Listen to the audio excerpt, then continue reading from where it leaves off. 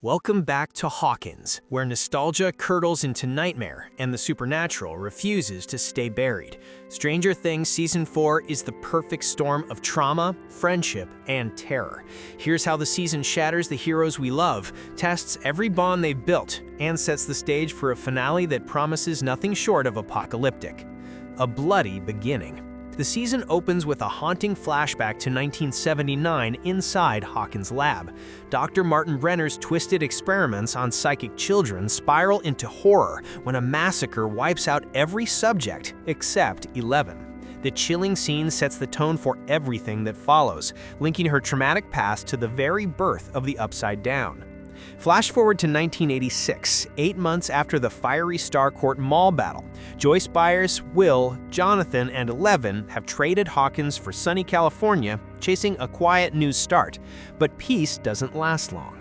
Powerless and lonely, 11 becomes a target for brutal bullying at school, struggling to fit in without her powers.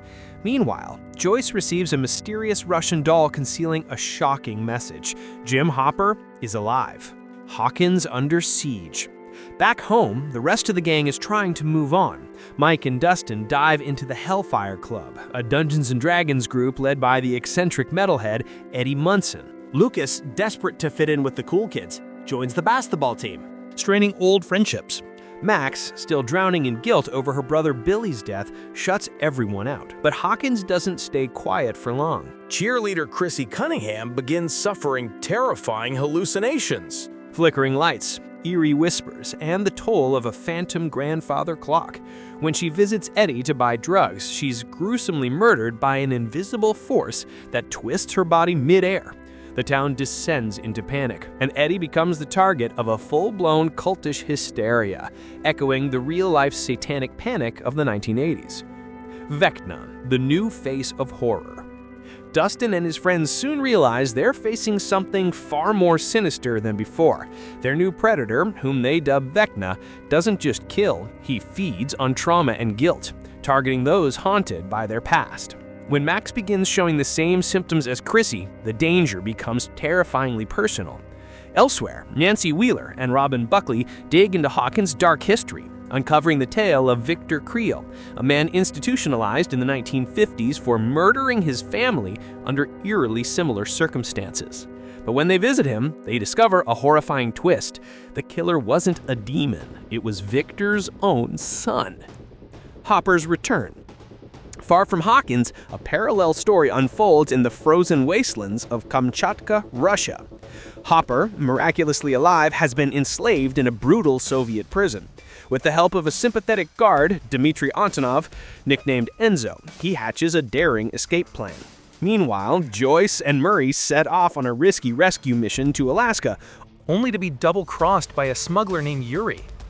Despite endless setbacks, the heart of this arc lies in Hopper's will to survive, driven by his longing to return to 11, the daughter he once lost and now fights to see again.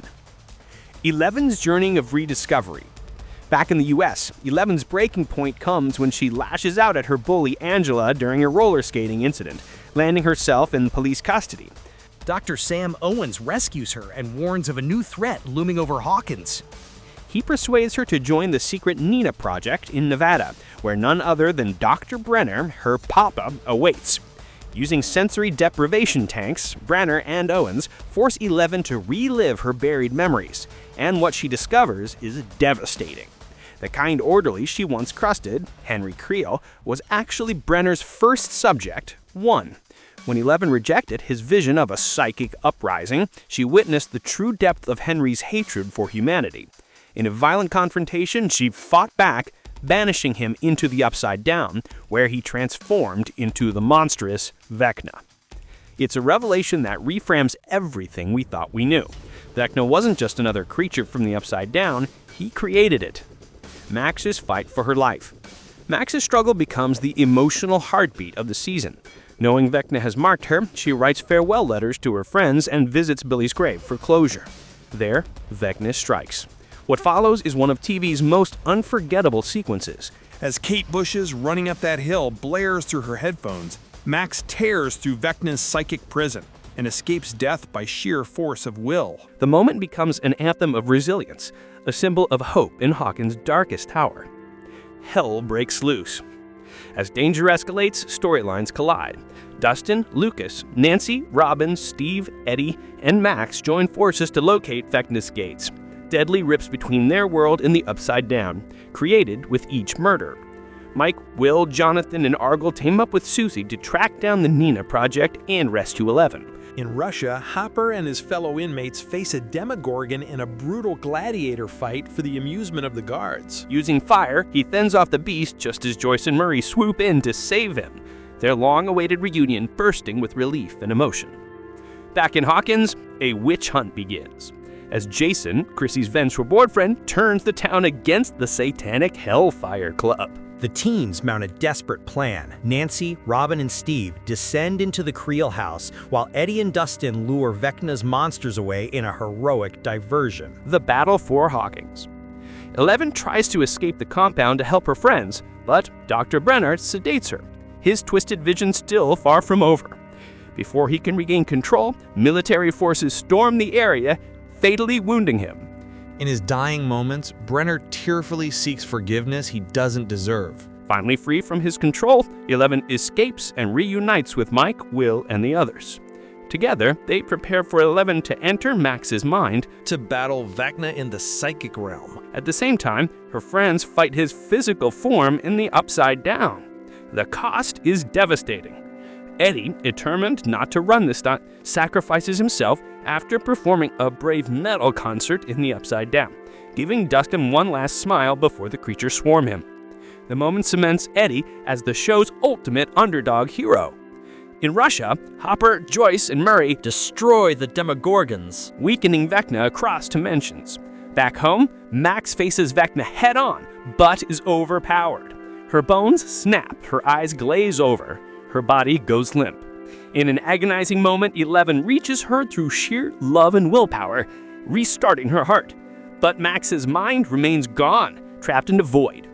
Nancy, Robin, and Steve torch Vecna's body, but when the flames die out, he has vanished. The calm before the catastrophe. 2 days later, Hawkins lies in ruins, the destruction written off as a massive earthquake. Survivors reunite. Hopper and 11 share a tearful embrace, the Byer family resettles, and for a fleeting moment, peace feels possible. But it's only an illusion.